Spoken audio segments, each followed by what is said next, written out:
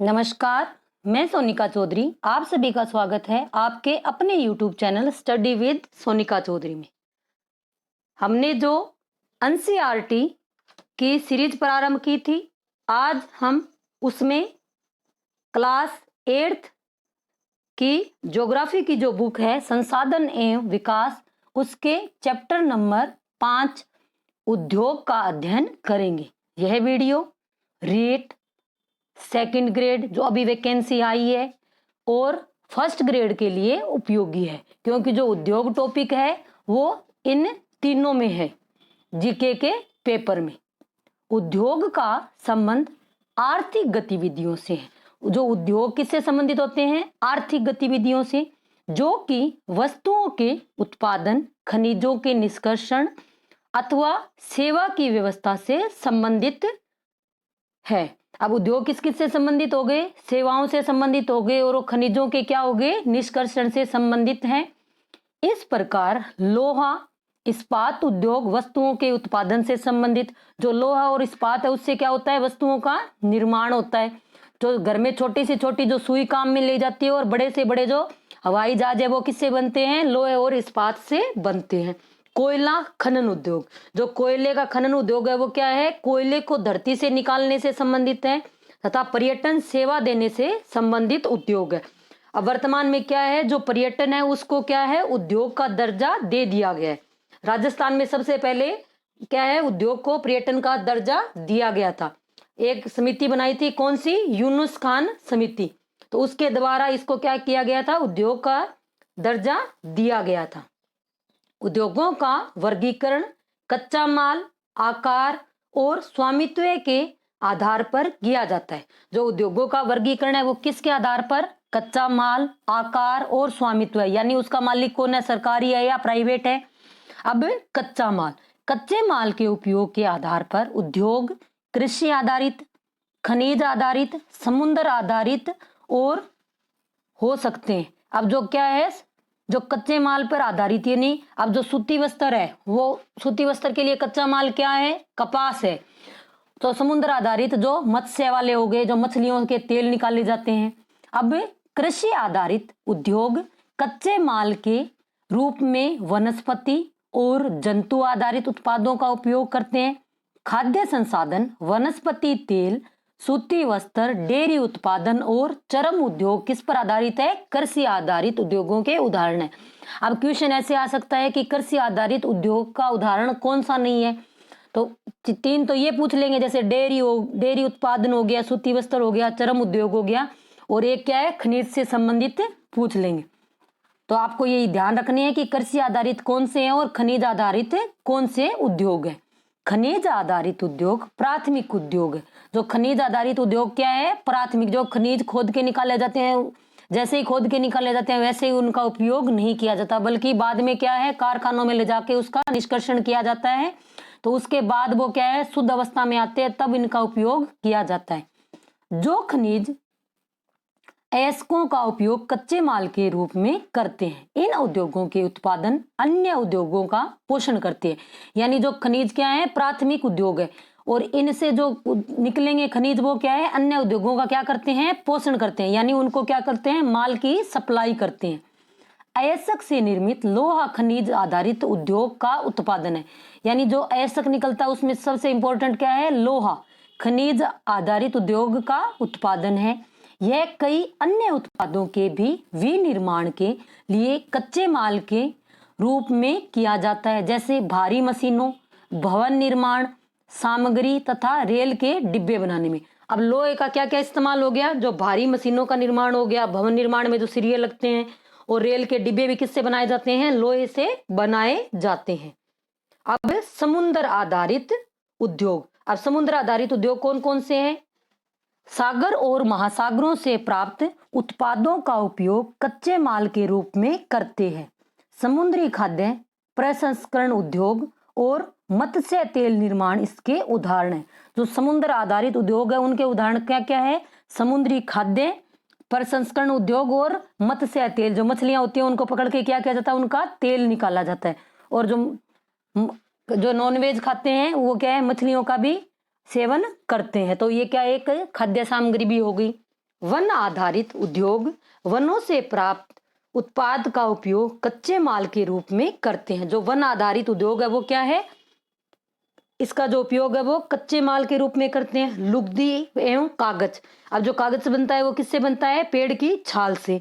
औषध रसायन, फर्नीचर, भवन निर्माण, ये सभी किससे संबंधित है, वनों से संबंधित है। जो हम सर्दियों में गूंद के लड्डू बनाते हैं वो गोंद भी कहां से मिलता है, हमें पेड़ से ही मिलता है। अब आकार, अब आकार के आधार पर उद्योगों का वर्गीकरण, यानी लघु उद्योग है, कुटीर उद्योग है, या जो बड़े उद्योग है, जो बड़ी इंडस्ट्रियां हैं। उद्योग के आकार का तात्पर्य निवेश की गई पूंजी की राशि, नियोजित लोगों की संख्या और उत्पादन की सामग्री से है। यानी इससे क्या तात्पर्य कि कितनी उसमें पूंजी लगी है और कितने लोग उसमें कार्य कर रहे हैं। आकार के आधार पर उद्योगों को दो भागों में बांटा जा सकता है। आकार के आधार पर कितने भागों में, दो भागों में। कौन कौन से, लघु आकार के उद्योग तथा वर्ताकार के उद्योग। अब दो उद्योग हो गए, कौन कौन से, लघु उद्योग और वर्ताकार उद्योग। कुटीर या घरेलू उद्योग छोटे पैमाने के उद्योग है। कुटीर और घरेलू उद्योग क्या है, छोटे पैमाने के उद्योग है, जिनमें दस्तकारों के द्वारा उत्पादों का निर्माण हाथ से होता है। किससे करते हैं, हाथ से करते हैं। जैसे टोकरी बुनाई होगी, मिट्टी के बर्तन हो गए, अन्य निर्मित वस्तुएं कुटीर उद्योगों के उदाहरण हैं। जो शहरों में ट्रेड फेयर लगते हैं तो उनमें क्या होते हैं, दुकानदार जो अपना माल लेके आते हैं वो क्या है, छोटे छोटे जो दुकानदार है वो अपने घरों में इनका माल का निर्माण करते हैं। जैसे टोकरी बुनाई हो गई, मिट्टी के बर्तन हो गए, तो ये क्या है, कुटीर उद्योग के उदाहरण है। बड़े पैमाने के उद्योग जो बड़ी मात्रा में वस्तुओं का उत्पादन करते हैं, उनकी तुलना में छोटे पैमाने के उद्योग कम पूंजी का उपयोग करते हैं। अब जो बड़े पैमाने के उद्योग है वो क्या करते हैं, बड़ी पूंजी का उपयोग करते हैं, और जो छोटे उद्योग है उनमें क्या होती है, कम पूंजी लगी होती है। बड़े पैमाने के उद्योगों में पूंजी निवेश अधिक होता है। रेशम बुनाई और खाद्य प्रक्रमण उद्योग लघु पैमाने के उद्योग है। यानी जो रेशम की बुनाई करते हैं और जो खाद्य प्रक्रमण उद्योग है वो क्या है, लघु उद्योग है। ऑटोमोबाइल और भारी मशीनों का उत्पादन बड़े पैमाने के उद्योग है। जो ऑटोमोबाइल है और जो भारी मशीनों का उत्पादन है वो क्या है, बड़े पैमाने के उद्योग है। अब स्वामित्व, स्वामित्व के आधार पर उद्योगों को निजी क्षेत्र, राज्य स्वामित्व या सार्वजनिक क्षेत्र, संयुक्त क्षेत्र, सहकारी क्षेत्र वर्गीकृत किया गया है। यानी स्वामित्व के आधार पर निजी हो गई, राज्य का हो गया, सार्वजनिक हो गई, और एक होते हैं सहकारी। जो राजस्थान में जो चीनी मिली है वो किसके अंतर्गत आती है, सहकारी क्षेत्र के अंतर्गत आती है। निजी क्षेत्र के उद्योगों का स्वामित्व और संचालन या तो एक व्यक्ति करता है या व्यक्तियों के समूह के द्वारा किया जाता है। यानी जो निजी उद्योग होते हैं उनका मालिक एक होगा, या वरना उसके जो पार्टनर होते हैं वो मिलकर उसको करते हैं। सार्वजनिक क्षेत्र के उद्योगों का स्वामित्व और संचालन सरकार द्वारा होता है। जो सार्वजनिक क्षेत्र के उद्योग है उनको स्वामित्व कौन करती है, गवर्नमेंट करती है। जैसे हिंदुस्तान एरोनॉटिक्स लिमिटेड और steel authority of India limited, ये क्या है, भारत सरकार के उपक्रम है। यानी ये जो उद्योग धंधे हैं किसके हैं, भारत सरकार के। कौन कौन सा हो गया, हिंदुस्तान एरोनॉटिक्स लिमिटेड और steel authority of India limited. अब संयुक्त क्षेत्र के उद्योगों का स्वामित्व और संचालन राज्यों और व्यक्तियों द्वारा या व्यक्तियों के समूहों द्वारा किया जाता है। अब संयुक्त क्षेत्र के उदाहरण कौन से हो गए, मारुति उद्योग लिमिटेड संयुक्त क्षेत्र का एक उदाहरण है। अब जो मारुति उद्योग है वो किसका है, संयुक्त क्षेत्र का। अब संयुक्त क्षेत्र में क्या आ गए, राज्य भी, गवर्नमेंट भी आ गई और प्राइवेट सेक्टर के भी बंदे इसमें शामिल होते हैं। यानी 50-50 इसमें होता है कि आधा % आधे किसके होते हैं, गवर्नमेंट का, और आधा किसका होता है, प्राइवेट सेक्टर का। सहकारी क्षेत्र के उद्योगों का स्वामित्व और संचालन कच्चे माल के उत्पादों को पूर्तिकारों, कामगारों या दोनों द्वारा होता है। जैसे आनंद मिल यूनियन लिमिटेड एवं सुधा डेयरी सहकारी उपक्रम के उत्तम उदाहरण है। तो सहकारी क्षेत्र में कौन कौन से आ गए, जो सुधा डेयरी आ गई, जो डेयरी वाले हैं वो क्या है, सहकारी क्षेत्र के उद्योग हैं। अब उद्योगों की अवसति को प्रभावित करने वाले कारक। अब उद्योग हम कहाँ लगाएं, बंजर भूमि में लगाएं, उपजाऊ भूमि में लगाएं, पहाड़ों पे लगाएं या मैदानों में, तो वो भी क्या है, उसकी स्थिति को प्रभावित करते हैं। वे कारक जो उद्योगों की स्थिति को प्रभावित करते हैं, जैसे कच्चे माल की उपलब्धता, भूमि, जल, श्रम, शक्ति, पूंजी, परिवहन और बाजार। अब जो कच्चा माल, मान लो अब हमें, जैसे पहले गंगानगर में शुगर मिल थी, अब वहां क्या है, गंगानगर में गन्ने का उत्पादन होता है। अब ऐसे कह दे कि हम उस शुगर मिल को कहाँ ले जाएंगे, बीकानेर ले जाएंगे। अगर बीकानेर वहां लेके जाएंगे तो हमें क्या है, एक्स्ट्रा परिवहन का भी खर्चा देना पड़ेगा, क्योंकि गंगानगर से बीकानेर की दूरी कितनी है, तो वहां क्या है, अब फिर सड़क मार्ग से जाएंगे, फिर वहां अलग से जो श्रम है, शक्ति है, वो सारी उसमें वहां उपलब्ध करवानी पड़ेगी। अब यहाँ क्या है, जो कच्चा माल जहां उपलब्ध अधिक होता है तो वही क्या है, जो ये फैक्ट्रियां होती है वहां स्थापित की जाती है, ताकि जो कच्चे माल को लाने ले जाने का है खर्च है वो कम से कम लगे। और जो घनी आबादी वाले क्षेत्र होते हैं वहां क्या होता है, जो श्रमिक होते हैं वो कम पैसे में मिल जाते हैं। उद्योग उन्हीं स्थानों पर केंद्रित होते हैं जहां इनमें से कुछ या सभी कारक आसानी से उपलब्ध होते हैं। अब जो सूती वस्त्र उद्योग है वहां, अब जो पाली के अंदर है, जो सुखड़ी नदी है उसके किनारे वो बने हुए हैं, तो वहां क्या है, जो जल है वो वहां जल की आपूर्ति हो जाती है। अब कल को कह दे चूरू में अगर स्थापित करें तो चूरू में तो नदी है ही नहीं, तो पानी की कितनी किल्लत होगी। तो क्या है, जो सारी ये चीजें इनमें देखी जाती है कि कहाँ से हमें माल प्राप्त हो सकता है और कहाँ हम उसकी खपत भी कर सकते हैं। कभी कभी सरकार कम दाम पर विद्युत उपलब्धता, कम परिवहन लागत एवं अन्य अवसंरचना जैसे प्रोत्साहन करती है, ताकि पिछड़े क्षेत्रों में भी उद्योग स्थापित किए जा सके।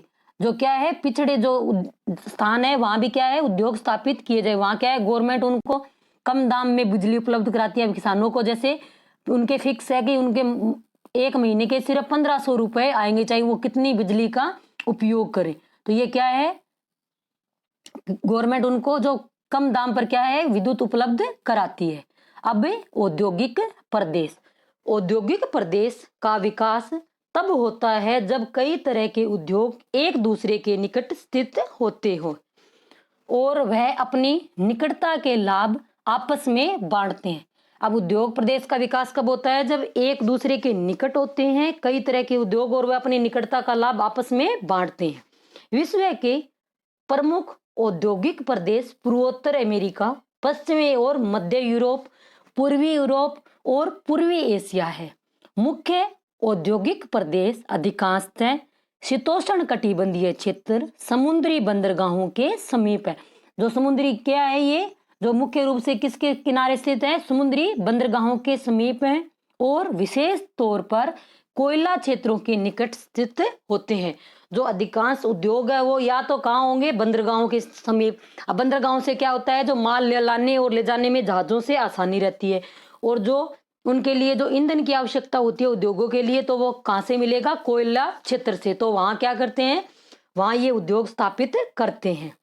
भारत में अनेक औद्योगिक प्रदेश हैं, जैसे मुंबई पुणे समूह है, बेंगलुरु, तमिलनाडु, हुगली प्रदेश, अहमदाबाद, वडोदरा प्रदेश, छोटा नागपुर औद्योगिक प्रदेश, विशाखापट्टनम, गुंटूर औद्योगिक प्रदेश, गुड़गांव दिल्ली, मेरठ औद्योगिक प्रदेश और कोल्लम तिरुवनंतपुरम औद्योगिक प्रदेश। ये क्या है, इनके औद्योगिक प्रदेश है। भारत में कौन कौन से, जैसे मुंबई पुणे, तो ये क्या है, और बेंगलुरु को क्या कहा जाता है, सनराइज सिटी बोला जाता है, क्योंकि जो सूचना प्रौद्योगिकी के जितने भी उद्योग है वो कहाँ है, बेंगलुरु में स्थापित है।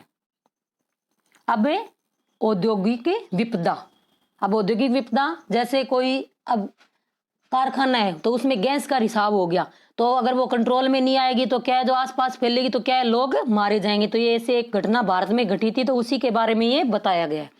उद्योगों में दुर्घटना मुख्य रूप से तकनीकी विफलता या संकट उत्पन्न करने वाले पदार्थों के बेतरतीब उपयोग के कारण घटित होती है। यानी ये समस्या कब आती है कि उनका जब हमें अच्छे से इस्तेमाल करना नहीं आता तो ये समस्या आती है। भोपाल में 3 दिसंबर 1948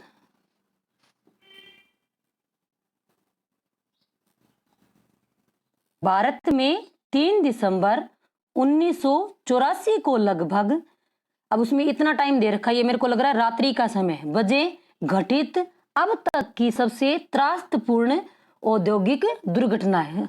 कहाँ घटित हुई थी? भोपाल में। कब हुई थी? 3 दिसंबर 1984 को। अब क्या हुआ था? यह एक प्रौद्योगिकी दुर्घटना थी जिसमें यूनियन कार्बाइड कीटनाशी कारखाने से हाइड्रोजन साइनाइड और प्रतिक्रियाशील उत्पादों के साथ साथ अत्यंत विषैली मिथाइल आइसोसाइनेट गैस का रिसाव हुआ था। यानी ये जो प्लांट था उसमें क्या हुआ? इन गैसों का रिसाव हुआ। कब हुआ था? 3 दिसंबर 1984 को। तो 1989 में सरकारी सूचना के अनुसार, अब 84 में तो वो घटित हुई थी, रिपोर्ट कितने साल बाद आई है? कम से कम 5 साल बाद। अनुसार 35,598 व्यक्तियों की मृत्यु हो गई थी। यानी ये इतनी भीषण त्रासदी थी कि इसमें 35,000 लोग मारे गए थे। हजारों लोग जो बच गए वह आज भी एक या अधिक बीमारियों जैसे अंधापन, प्रतिरक्षा तंत्र विकृति आदि से पीड़ित है।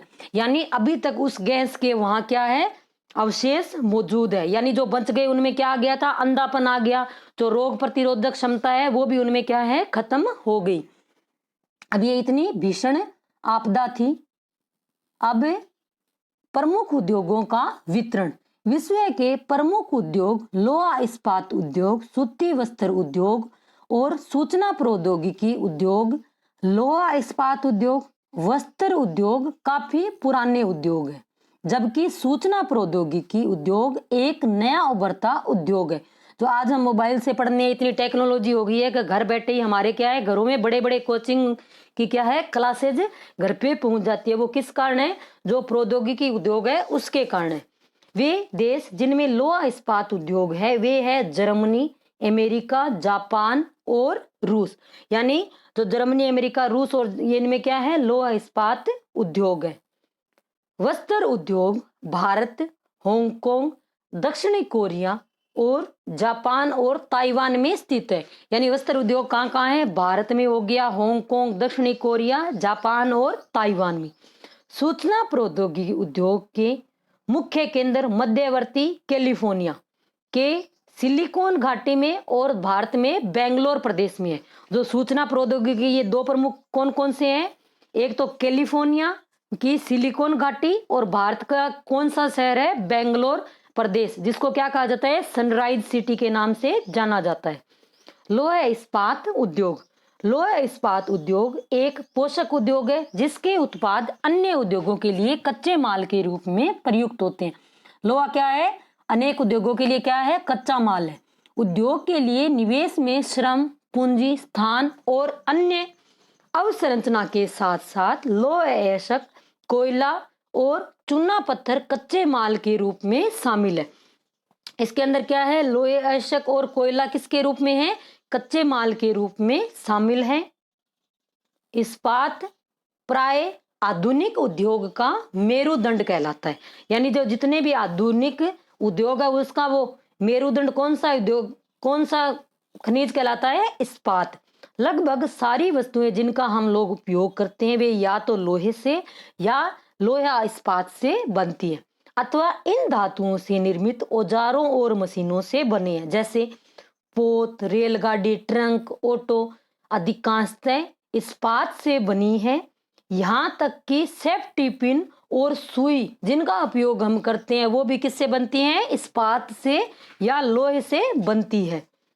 अब सेफ्टी पिन होगी, सुई होगी, अब इससे भी छोटा क्या होगा तो वो भी किससे बनती हैं? लोहे से। और बड़े बड़े जो जहाज है, हवाई जहाज है, वो भी किससे बनते हैं? लोहे इस्पात से ही बनते हैं। 1800 ईस्वी में के पूर्व इस्पात उद्योग वहां स्थापित थे जहां कच्चा माल, विद्युत आपूर्ति, बहता जल आसानी से उपलब्ध था। बाद में उद्योग के लिए ऐसे आदर्श स्थान जहां कोयला क्षेत्र के समीप नहरों और रेलवे के निकट थी। 1950 के बाद लोहा इस्पात उद्योग समुद्र पत्तन यानी जो बंदरगाह के निकट सपाट भूमि के विशाल क्षेत्रों में केंद्रित होने शुरू हो गए। ऐसा इसलिए हुआ क्योंकि इस्पात निर्माण का यह कार्य इस समय तक बहुत विशाल हो गया और लोहे अयस्क जो क्या है विदेशों से आयात करना पड़ता था। 1950 के बाद क्या होता है, इस्पात उद्योग कहाँ स्थापित किए जाने लगे, जो समुद्र के पास की जो सपाट भूमि है वहां स्थापित किए जाने लगे। भारत में लोहे उद्योग कच्चा माल, सस्ते श्रमिक, परिवहन और बाजार का लाभ लेते हुए विकसित हुए। तो लोहे उद्योग क्यों विकसित हुआ, क्योंकि यहाँ क्या है, कच्चा माल उपलब्ध है और श्रमिक भी क्या है, सस्ते मिल गए, और परिवहन और बाजार भी यहाँ क्या है, उपलब्ध है। सभी महत्वपूर्ण इस्पात उत्पादक केंद्र जैसे भिलाई, दुर्गापुर, बर्नपुर, जमशेदपुर, राउरकेला, बोकारो एक ही प्रदेश में स्थित है। यानी अब ये कौन कौन से हैं, भिलाई, दुर्गापुर, बर्नपुर, जमशेदपुर, राउरकेला और बोकारो एक ही प्रदेश में स्थित है, जो 4 राज्यों में फैले हैं। यानी ये जो क्या है, उद्योग है, वो कितने में फैले हैं, 4 राज्यों में। ये 4 राज्य कौन से हैं, पश्चिमी बंगाल, झारखंड, उड़ीसा, छत्तीसगढ़, इनमें ये फैले हैं। भद्रावती और विजयनगर कर्नाटक में, विशाखापट्टनम आंध्र प्रदेश में, और सलेम कहाँ है, तमिलनाडु में अन्य महत्वपूर्ण इस्पात के केंद्र है, जो स्थानीय संसाधनों का उपयोग करते हैं। जो पहले क्या थी, पंचवर्षीय योजनाएं चलती थी। अब जो मोदी सरकार, उन्होंने क्या कर दिया, जो पंचवर्षीय फार्मूला था उसको समाप्त कर दिया है, और उसकी जगह पहले योजना आयोग था, उसकी जगह क्या बना दिया, नीति आयोग बना दिया। जो दूसरी पंचवर्षीय योजना थी तो उसमें क्या था, उद्योगों पर बल दिया गया था। तो उसके अंदर 3 उद्योग स्थापित किए गए। कितने स्थापित किए गए थे, 3 किए गए थे। और जो तीसरी योजना थी उसमें कौन सा स्थापित किया गया था, बोकारो जो उद्योग है वो उसमें स्थापित किया जाता है। तो कई बार क्वेश्चन आता है कि इनमें से कौन सा सम्मिलित नहीं है, दूसरी में कौन सा नहीं है। तो आपको ये याद रखना है कि जो बोकारो है वो कौन सी पंचवर्षीय योजना में स्थापित किया गया था, तीसरी में। और पहली में ये हो गया था, भिलाई वाला हो गया था, राउरकेला वाला, और एक ये दुर्गापुर वाला, ये इसमें 3 शामिल थे। Tata iron and steel company TISCO, अभी जो रीट रद्द हुई है तो उसके अंदर यही वाला टिस्को और एक इसमें इसको, ये वाला इसका आंसर माना था। तो ये वाला इसमें क्वेश्चन आया हुआ है। रीट जो अभी रद्द हुई थी, जो एसएसटी का पेपर था। Tata iron and steel company TISCO Jamshedpur 1947 से पूर्व भारत में केवल एक इस्पात का कारखाना था। यानी जब भारत आजाद हुआ था तो वहां क्या था, एक नाम मात्र का कारखाना था। कौन सा, Tata iron and steel company, जिसको हम किस नाम से जानते हैं, टिस्को के नाम से। Tata iron and steel company limited TISCO, यह निजी क्षेत्र का, जो टिस्को है वो किसका है, निजी क्षेत्र का। जो टाटा आयरन है किसका है, टाटा समूह का है, जो जमशेदपुर में है। आजादी के पश्चात सरकार ने यह कार्य अपने हाथ में लिया और बहुत से लोहा इस्पात संयंत्र स्थापित किए। जो भिलाई, दुर्गापुर, बोकारो है, ये तो क्या है, गवर्नमेंट के हैं। अब झारखंड में स्वर्ण रेखा और खरकई नदियों, अब झारखंड में कौन कौन सी नदी है, स्वर्ण रेखा और खरकई नदियों के संगम के समीप सांकची में सन 1907 में टिस्को की शुरुआत की गई थी। अब टिस्को की शुरुआत कब हुई थी, 1907 में। कहाँ हुई थी, झारखंड में। कौन सी नदी, स्वर्ण रेखा और खरकाई नदी के संगम पर। भौगोलिक रूप से जमशेदपुर देश में लोहा इस्पात संयंत्र केंद्र के रूप में सर्वाधिक सुविधाजनक स्थान पर है। टिस्को को झरिया, अब जो टिस्को है उसको जो कच्चा माल कहाँ से मिलता है, पानी भी कहाँ से मिलता है, टिस्को को झरिया कोयला क्षेत्र से कोयला और उड़ीसा तथा छत्तीसगढ़ से लोहे, ऐसे चूना पत्थर, डोलोमाइट और मैग्नीज प्राप्त होते हैं। जो छत्तीसगढ़ है वो भारत में जो खनिज उत्पादन के 2 मुख्य राज्य हैं। प्रथम स्थान किसका है, छत्तीसगढ़ का, और दूसरे नंबर पे कौन सा आता है, राजस्थान स्टेट। तो वहां क्या है, कोयला कहाँ से आता है, झरिया से, और उड़ीसा और छत्तीसगढ़ से क्या है, लोहे, ऐसा चूना पत्थर, डोलोमाइट और मैग्नीज प्राप्त होते हैं। अब खरकई और स्वर्ण रेखा नदियों से क्या हो जाती है, पर्याप्त जल की आपूर्ति होती है। सरकारी प्रोत्साहनों से इसे पर्याप्त पूंजी उपलब्ध हुई है। यानी जो टिस्को है इनको क्या है, बाद में सरकारी प्रोत्साहनों से क्या है, पर्याप्त पूंजी भी इनको उपलब्ध हुई है। अब पीटर्सबर्ग, अब पीटर्सबर्ग कहाँ है, अमेरिका में। पीटर्सबर्ग किसके लिए फेमस है, इस्पात नगर इसको बोला जाता है। पीटर्सबर्ग के इस्पात उद्योग को स्थानीय सुविधाएं उपलब्ध है, कच्चा माल जैसे कोयला अब पीटर्सबर्ग में भी उपलब्ध है, जबकि लोहे ऐसक मिन्नी सोटा की लोहे की खानों से प्राप्त होता है, जो पिट्सबर्ग से लगभग 1500 किलोमीटर दूर है। यानी जो पिट्सबर्ग में इस्पात उद्योग है, वहां मिनीसोटा की खानों से क्या उनको उपलब्ध होता है, लोहे एसिड की आपूर्ति होती है। इन खानों और पिट्सबर्ग के बीच नौ परिवहन का सस्ता मार्ग ग्रेट लेक्स जल मार्ग आता है। कौन सा मार्ग आता है? ग्रेट लेक्स जल मार्ग आता है। यह एसिड के नौ परिवहन हेतु सस्ता मार्ग है। ग्रेट लेक्स से पिट्सबर्ग क्षेत्र तक का लो एसक रेलगाड़ी से लाया जाता है। यानी जो लो एसक है वो नो परिवहन से भी जो आप कहते हैं ना, अगर सबसे सस्ता परिवहन कौन सा है, तो कौन सा होता है? जो जल परिवहन, जिसको हम नो परिवहन बोलते हैं, तो वो क्या होता है? जो जल परिवहन होता है वो सबसे सस्ता होता है। वहां सिर्फ किसकी आवश्यकता होती है? जहाज की आवश्यकता होती है। नया वहां सड़क बनानी है तो नया वहां क्या है, कभी हमें वो हवाई जहाज के लिए क्या बना, प्लेटफॉर्म बनाना है, तो वो वहां उनमें नहीं बनाने हैं। अब ट्रेन, अगर हम ट्रेन से अगर हम लेके आएंगे कच्चा माल, तो क्या है, उसके लिए हमें पटरी बिछानी, ट्रेन की जो पटरियां हैं वो हमें बिछानी पड़ेगी। लेकिन जो जल परिवहन है सिर्फ उसके लिए हमें जहाज की आवश्यकता होगी। इसलिए क्या है, जल मार्ग सदैव क्या होता है? सस्ता होता है। पिट्सबर्ग में इस्पात मिलों के अतिरिक्त कई कारखाने हैं, जैसे रेल पटरी उपकरण, भारी मशीनों के उत्पाद में इस्पात का प्रयोग कच्चे माल के रूप में करते हैं। यानी पिट्सबर्ग में किस किस के और कारखाने हैं? रेल के हो गया, पटरी निर्माण का हो गया, और भारी मशीनों का उत्पादन हो गया।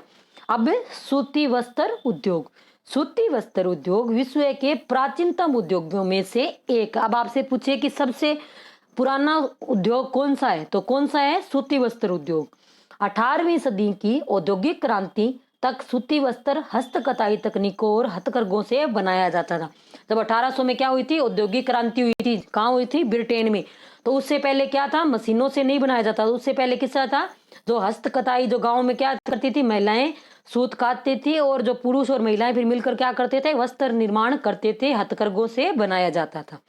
18वीं सदी में पावरलूम ने पहले ब्रिटेन में और बाद में विश्व के अन्य दूसरे देशों में सूती वस्त्र उद्योग के विकास को आगे बढ़ाया। यानी पहले कहाँ हुआ? ब्रिटेन में, और बाद में विश्व के अन्य भागों में। आज भारत, चीन, जापान, अमेरिका सूती वस्त्र के महत्वपूर्ण उत्पादन है। यानी चीन, जापान और अमेरिका क्या है? सूती वस्त्र के महत्वपूर्ण उत्पादक हैं। भारत में उत्तम गुणवत्ता के सूती वस्त्र उत्पादन करने की गौरवशाली परंपरा रही है। भारत में क्या है? सूती वस्त्र उत्पादन करने की गौरवशाली परंपरा रही है। ढाका का मलमल, मसूलीपट्टनम की छींट, जब अब कहते थे ना ढाका का मलमल, अब ढाका कहां से, किसका पार्ट हो गया है? बांग्लादेश का।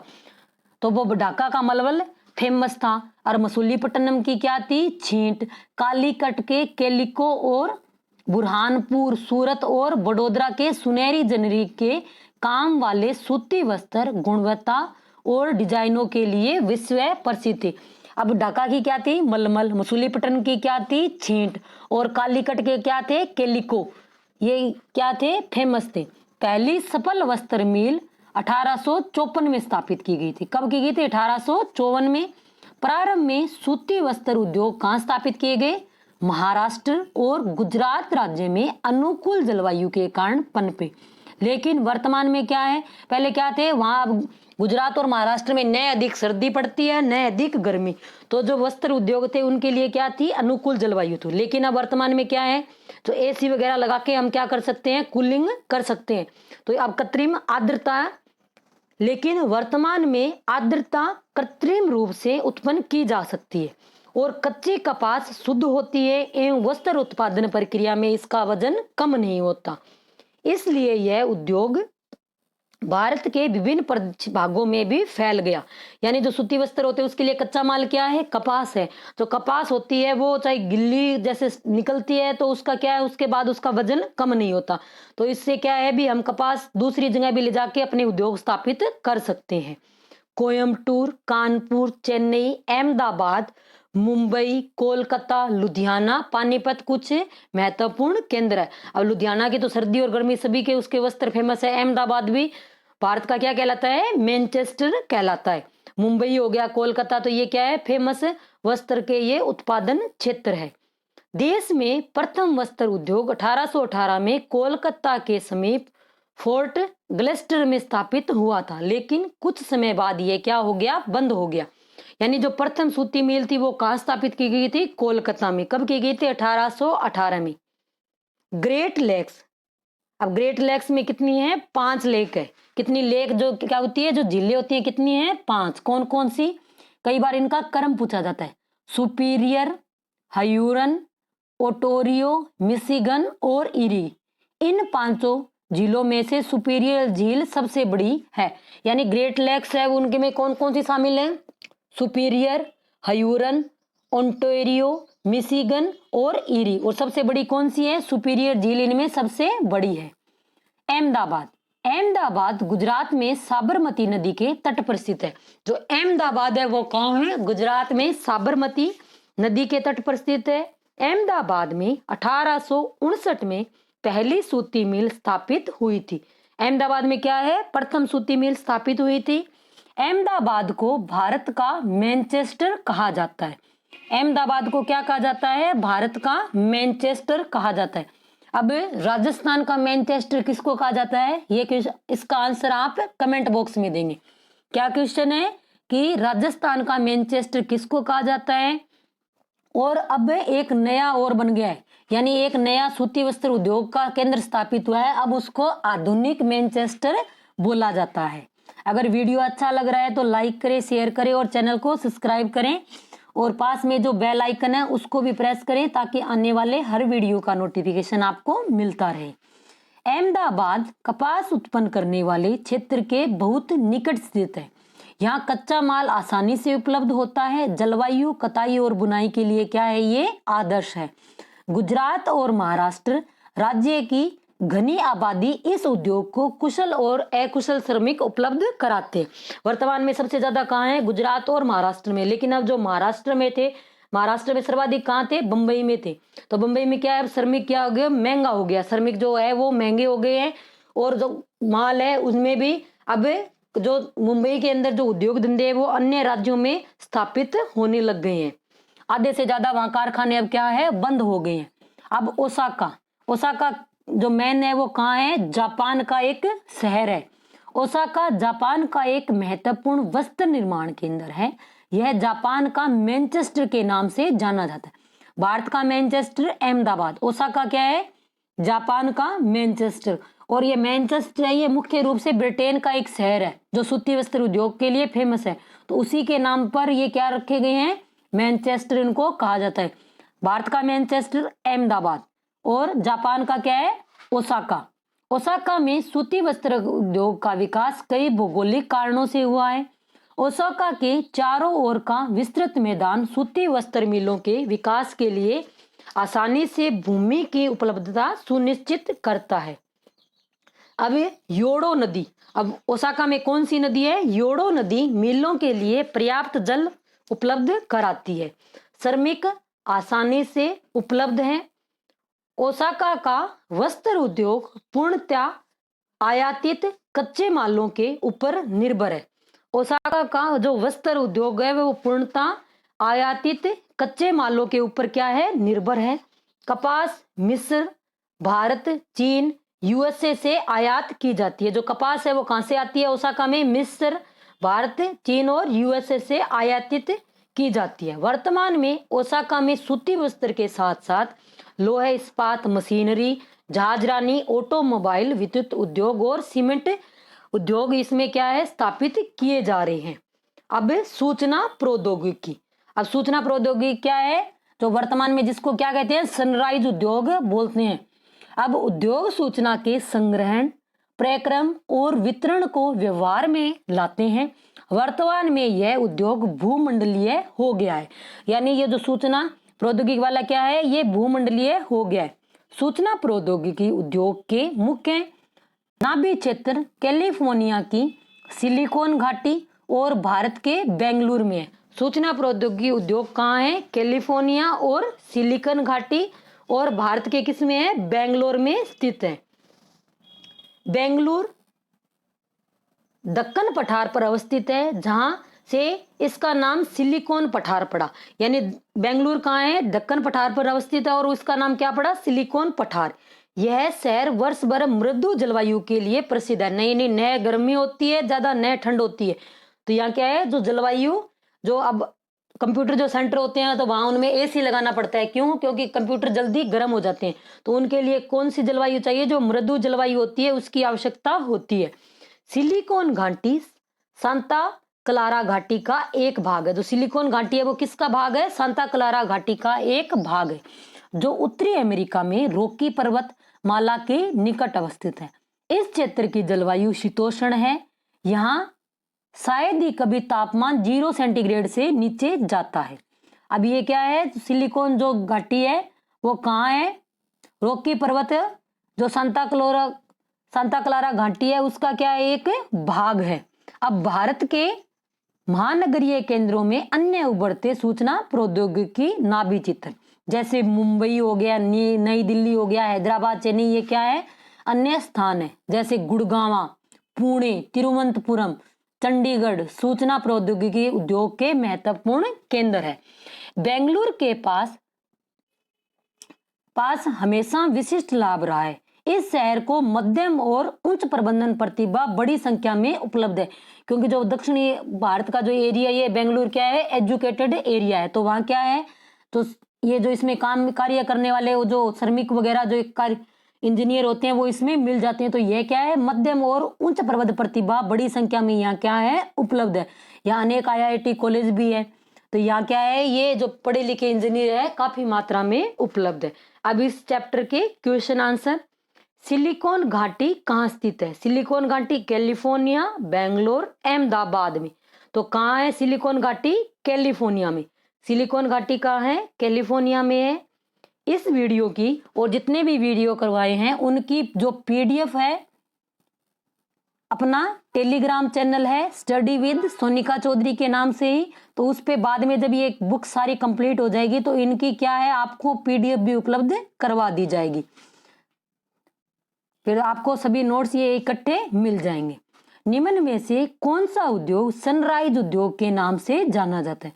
अब सनराइज उद्योग किसको कहा जाता है, लोहे इस्पात को, सूचना प्रौद्योगिकी या सूती वस्त्र को। सनराइज उद्योग कौन सा है, सूचना प्रौद्योगिकी उद्योग है। वो कौन सा उद्योग है, सनराइज उद्योग है। निम्न में से कौन सा प्राकृतिक रेशा है, जो प्राकृतिक रेशा है, नॉयलॉन, जूट, एक्रिलिक। तो कौन सा होता है प्राकृतिक रेशा, जो जूट होता है उसको क्या कहते हैं, प्राकृतिक रेशा बोला जाता है। अब इसमें 2-3 ऐसे नोट बना के दिए हुए हैं। सबसे पहले सूचना प्रौद्योगिकी की घोषणा 1992 में कर्नाटक की राज्य सरकार ने की थी। सबसे पहले सूचना जो प्रौद्योगिकी थी उसकी घोषणा किसने की थी, कर्नाटक सरकार ने। कब की थी, 1992 में। देश में प्रथम वस्त्र उद्योग 1818 इसी में कोलकाता के समीप फोर्ट लिस्ट में स्थापित हुआ था, लेकिन कुछ समय बाद ये क्या हो गया, बंद हो गया। अब पूछे कि प्रथम वस्त्र उद्योग कहाँ स्थापित हुआ था, कोलकाता के निकट फोर्ट लिस्ट में स्थापित हुआ था। और प्रथम वो इस्पात उद्योग कौन सा था, टिस्को। जो पहले अभी जो रीट रद्द हुई उसमें प्रश्न आया था, तो किस में हुआ था, टिस्को में। भारतीय वस्त्र उद्योग के कुल उत्पादन का लगभग 1/3 हिस्सा निर्यात किया जाता है। यानी भारत में जो जितना वस्त्र उत्पादन होता है यानी उसका तीसरा जो पार्ट है वो क्या करते हैं, हम निर्यात करते हैं, यानी दूसरे देशों में भेजते हैं। इस वीडियो में इतना ही। अगर वीडियो अच्छा लगा है तो लाइक करें, शेयर करें और चैनल को सब्सक्राइब करें। और पास में जो बेल आइकन है उसको भी प्रेस करें ताकि आने वाले हर वीडियो का नोटिफिकेशन आपको मिलता रहे। आज के लिए इतना ही, धन्यवाद।